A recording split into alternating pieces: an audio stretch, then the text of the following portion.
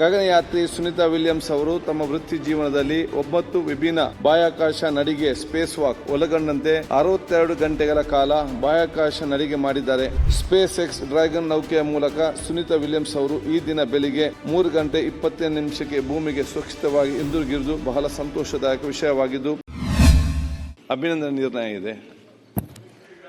ಭಾರತೀಯ ಮೂಲದ NASA ಗಗನಯಾತ್ರಿ Sunita Williams ಅವರು ಬಾಹ್ಯಾಕಾಶದಿಂದ ಸುರಕ್ಷಿತವಾಗಿ ಭೂಮಿಗೆ ವಾಪಸ್ಸಾಗುವ ಬಗ್ಗೆ ತಿಳಿಸಲು ಹರ್ಷಿಸುತ್ತೇನೆ. ಗಗನಯಾತ್ರಿ ಸುನೀತಾ ವಿಲಿಯಮ್ಸ್ ಅವರು ತಮ್ಮ ವೃತ್ತಿ ಜೀವನದಲ್ಲಿ 9 ವಿಭಿನ್ನ ಬಾಹ್ಯಾಕಾಶ ನಡಿಗೆ ಸ್ಪೇಸ್ ವಾಕ್ ಒಳಗೊಂಡಂತೆ 62 ಗಂಟೆಗಳ ಕಾಲ ಬಾಹ್ಯಾಕಾಶ ನಡಿಗೆ ಮಾಡಿದ್ದಾರೆ. ಅನುಭವಿ ಗಗನಯಾತ್ರಿಯಾದ ಅವರು ಬಾಹ್ಯಾಕಾಶ ನಿಲ್ದಾಣ ಕಮಾಂಡರ್ ಆಗಿ ನೇಮಕಗೊಂಡು ಯಶಸ್ವಿಯಾಗಿ ಕಾರ್ಯನಿರ್ವಹಿಸಿದ್ದಾರೆ. ಜೂನ್ 5, 2024ರಂದು ಸ್ಟಾರ್ಲೈನರ್ ಬಾಹ್ಯಾಕಾಶ ನೌಕೆಯ ಮೂಲಕ ಅಂತಾರಾಷ್ಟ್ರೀಯ ಬಾಹ್ಯಾಕಾಶ ನಿಲ್ದಾಣಕ್ಕೆ ISS ಕೇವಲ 1 ವಾರದ ಅವಧಿಗೆ ತೆರೆದ ಸುನೀತಾ ವಿಲಿಯಮ್ಸ್ ಅವರು ಬಾಹ್ಯಾಕಾಶ ನೌಕೆಯಲ್ಲಿ ಉಂಟಾದ ದೋಷ ಹಾಗೂ ಅನೇಕ ತಾಂತ್ರಿಕ ಸಮಸ್ಯೆಗಳಿಂದ ಸುಮಾರು 9 ತಿಂಗಳ ಕಾಲ ಅಂತಾರಾಷ್ಟ್ರೀಯ ಬಾಹ್ಯಾಕಾಶ ನಿಲ್ದಾಣದಲ್ಲಿ ತ್ರಿಶಂಕು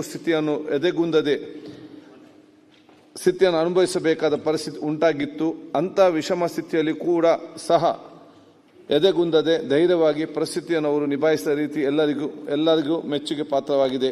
ಸ್ಪೇಸ್ ಎಕ್ಸ್ ಡ್ರ್ಯಾಗನ್ ನೌಕೆಯ ಮೂಲಕ ಸುನೀತಾ ವಿಲಿಯಮ್ಸ್ ಅವರು ಈ ದಿನ ಬೆಳಿಗ್ಗೆ 3 ಗಂಟೆ 20 ನಿಮಿಷಕ್ಕೆ ಭೂಮಿಗೆ ಸುರಕ್ಷಿತವಾಗಿ ಹಿಂದಿರುಗಿರುವುದು ಬಹಳ ಸಂತೋಷದಾಯಕ ವಿಷಯವಾಗಿದ್ದು ಅವರನ್ನು ಈ ಸದನ ಪರವಾಗಿ ಹೃತ್ವವಾಗಿ ಅಭಿನಂದಿಸುತ್ತೇನೆ. ಸುನೀತಾ ವಿಲಿಯಮ್ಸ್ ಅವರೊಂದಿಗೆ ಗಗನಯಾತ್ರಿಗಳಾದ ಬುಚ್ ವಿಲ್ಮೋರ್, ನಿಕ್ ಹೇಕ್ ಮತ್ತು ಅಲೆಕ್ಸಾಂಡರ್ ಅವರುಗಳು ಸಹ ಸುರಕ್ಷಿತವಾಗಿ ಭೂಮಿಗೆ ಹಿಂದಿರುಗಿದ್ದು ಅವರುಗಳಿಗೂ ಸಹ ಸದನದ ಪರವಾಗಿ ಅಭಿನಂದನೆ ಸಲ್ಲಿಸುತ್ತೇನೆ.